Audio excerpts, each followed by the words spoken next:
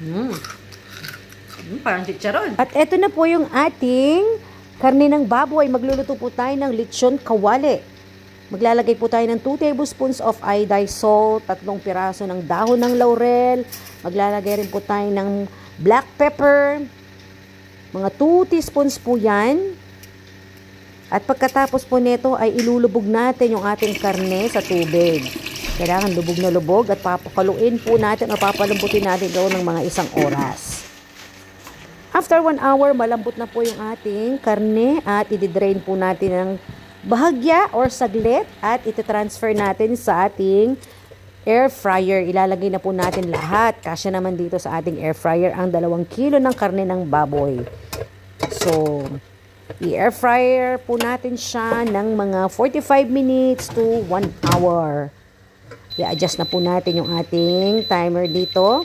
At yung temperature niya ay nasa 170 to 175 Celsius. At yan, kung meron pa tayong gustong gawin, o diba? Habang inaantay natin. Pero ito, mabilis lang po ito. After 1 hour, ayan na po yung ating lechong kawali at nadidinig nyo ba? Malutong na. Pero mas may ilulutong pa to. Pipritusin po natin ito.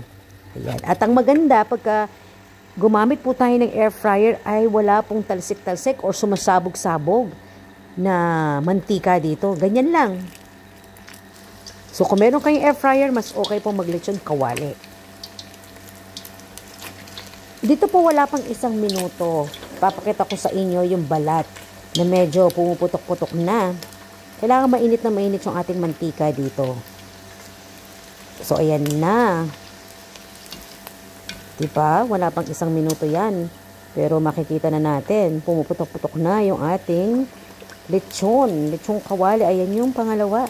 So, babalik-balik ka rin lang po natin ito. Huwag natin paka-overcook para hindi mag-dry yung meat or yung laman ng ating lechon kawali dito.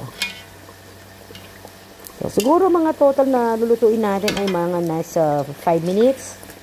Babalik-balik na rin natin para magpantay-pantay ang pagkakaluto. At syempre, mas tagalan po natin yung pagluluto dun sa balat. At dito, okay na po. Lutong-luto na po yung ating lechong kawali at isi-serve na natin ito.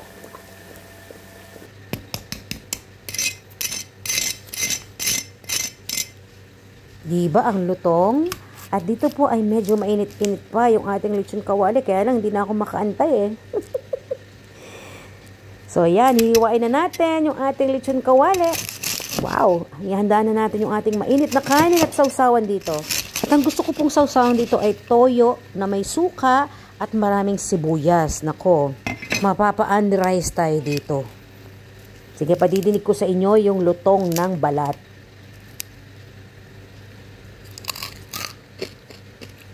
Ano pong masasabi nyo? Ang lutong, di ba? At ipapakita ko rin po sa inyo yung 2 lechong kawali natin na natira from air fryer. Pinalamig natin ng konti at nilagay natin sa freezer. Ayan, kaya medyo umingay ng konti. Konting-konti lang pero walang sabog-sabog ito. At masasabi ko mo na mas malutong pagkagaling sa freezer.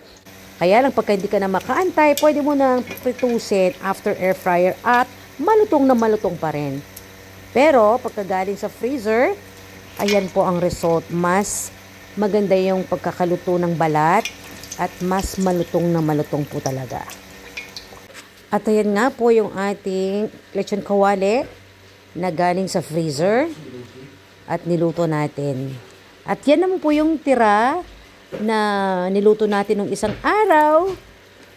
So, ayan po yung difference. Yung after air fryer at deep fry natin at yung ngayon lang natin niluto. So, yung kulay ay magkaiba. Pero parehas na malutong. Pero mas malutong na malutong yung galing sa freezer.